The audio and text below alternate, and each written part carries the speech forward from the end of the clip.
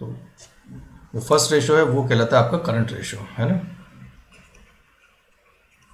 तो first ratio आपका कहलाता है करंट रेशो। और ये किस तरीके से मेज़र करते हैं इसको, इसमें आपकी होती है current assets on current liabilities.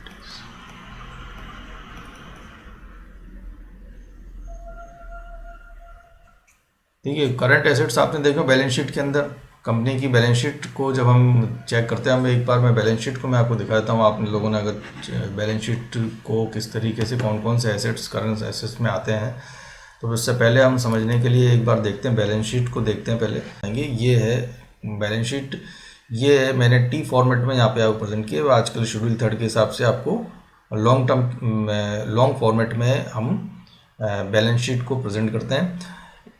T format में मैंने इसलिए यहाँ पे प्रेजेंट किया है कि आपको रेशियो एनालिसिस में ये कई पॉइंट समझने के लिए इस तरीके के फॉर्मेट में आपको इजीली अंडरस्टैंड रहेगा। देखिए, एसेट क्या हो गई, नॉन करंट एसेट हो गए। नॉन करंट एसेट कौन कौन से हो गए, जो नॉन करंट एसेट, एक तो आपके फिक्स एसेट हो गए। अगर आप यहाँ पे लोगे तो नॉन करंट एसेट के अंदर आपके कौन कौन से हो गए, जैसे ये आपके नॉन करंट एसेट है। इस नॉन करंट एसेट में एक तो आपके फिक्स्ड एसेट हो गए, जो टेंजिबल हो गए, मशीनरी हो गई आपकी, प्लांट मशीनरी आपकी हो गई। इंटेंजिबल एसेट्स के अंदर आपकी पेटेंट्स हो गए, गुडविल हो गई, कॉपीराइट्स हैं, ये आपके कहलाते हैं intangible. Capital works in progress, capital works in progress के अंदर जैसे कोई बिल्डिंग कंपनी की उसका कंस्ट्रक्शन चल रहा है या प्लांट अभी एस्टेब्लिश हो रहा है, तो वो आपका कैपिटल वर्क इन प्रोग्रेस में चला जाएगा।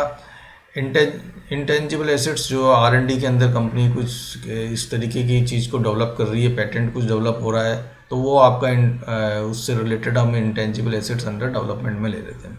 ठीक है, non current assets, non current investments आ गया, जो कि आपके लॉन्ग टर्म इन्वेस्टमेंट आपने कहीं पे किया है, कहीं पे बॉन्ड्स वगैरह में, तो वो किसी दूसरी कंपनी के आपने डिबेंचर्स खरीदे। DTA खैर आपके उसमें काम का नहीं है, एंड ये आपका डायरेक्ट एसेट है।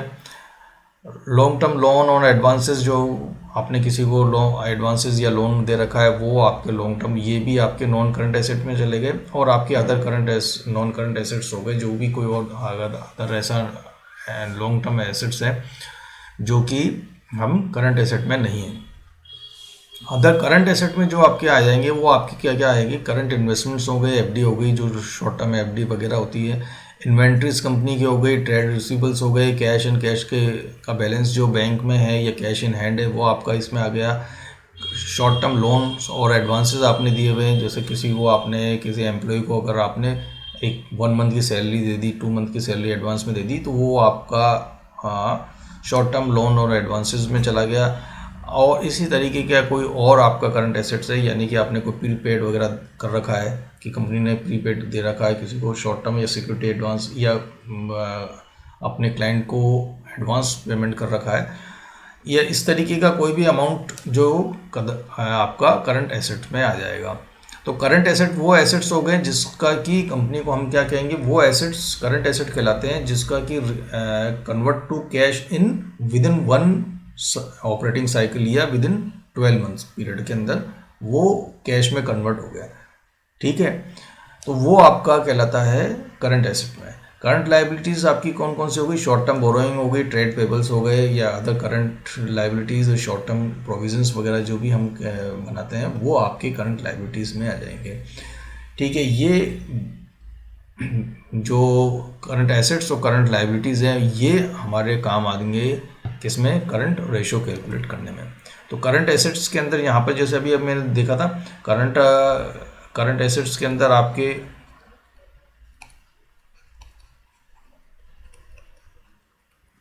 करंट एसेट्स के अंदर आपकी कौन कौन से आ गई, आपकी जो इन्वेंट्रीज आ गई,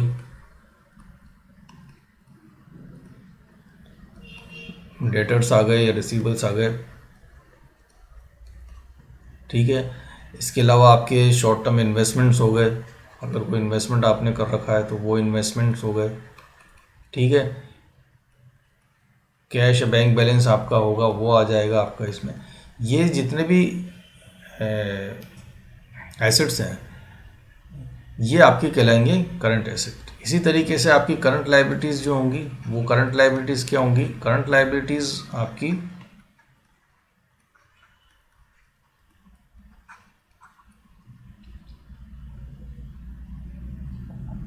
करंट लायबिलिटीज़ आपकी क्या होंगी? जो आपके क्रेडिटर्स हैं, और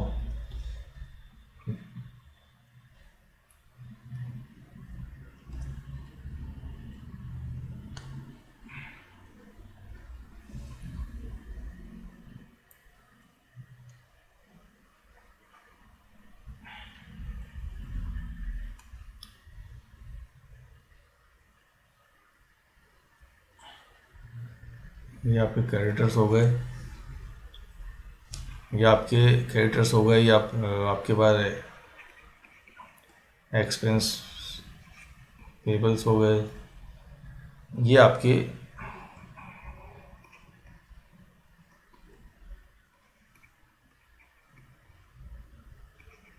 शॉर्ट टर्म लोन्स हो गए, लोन्स एंड एडवांसेस अगर आपने कर रहा है तो ये आपके कहलाएंगे करंट लायबिलिटीज़ में। सेकंड रेशो इसके अंदर आता है, वो आता है आपका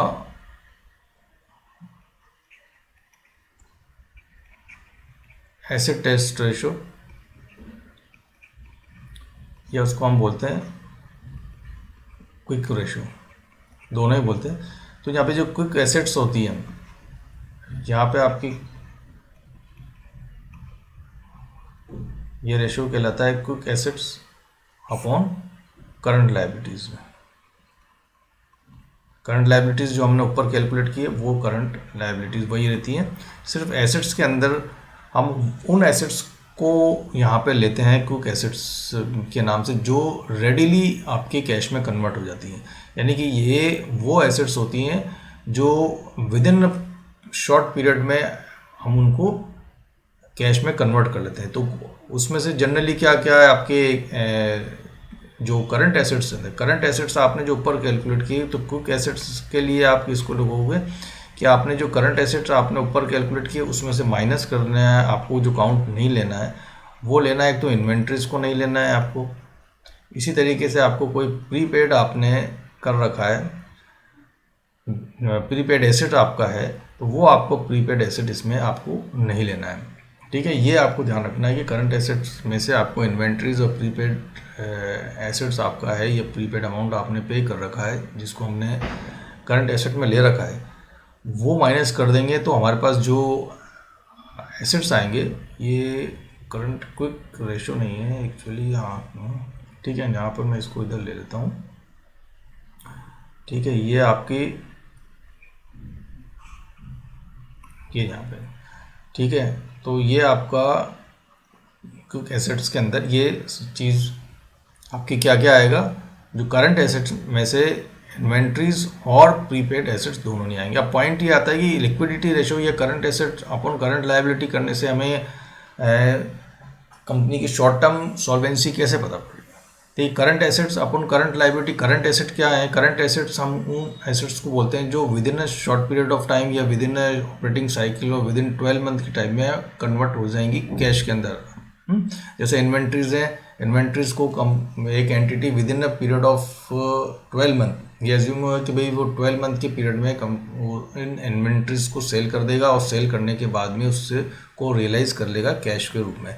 डेटर्स हमारे रियलाइज हो जाएंगे, तो अमाउंट हमारे पास में कितना जाएगा कि इतना अमाउंट का हम कैश में कन्वर्ट हो जाएगा, यानी इतना अमाउंट हमारे पास में कैश आ जाएगा within a period of our 12 month period और हमारा ऑपरेटिंग पीरियड के साइकिल में, और उतने प्रोपोर्शन में कितना अमाउंट की लायबिलिटीज़ हमारे पर हमको जो शॉर्ट टर्म पीरियड में हमको पे करनी है वो नीचे हमने शो कर रहे हैं कि ये हमारी लायबिलिटीज़ हैं जो हमको पे करनी है। तो हमारे जो करंट एसेट्स हैं वो how many times of current liabilities है। हमारे ये करंट रेशो क्या शो कर रहा है कि जो हमारी करंट लायबिलिटीज़ हैं, करंट एसेट्स हैं हमारे, वो कितने टाइम्स हैं हमारी करंट लायबिलिटीज़ की।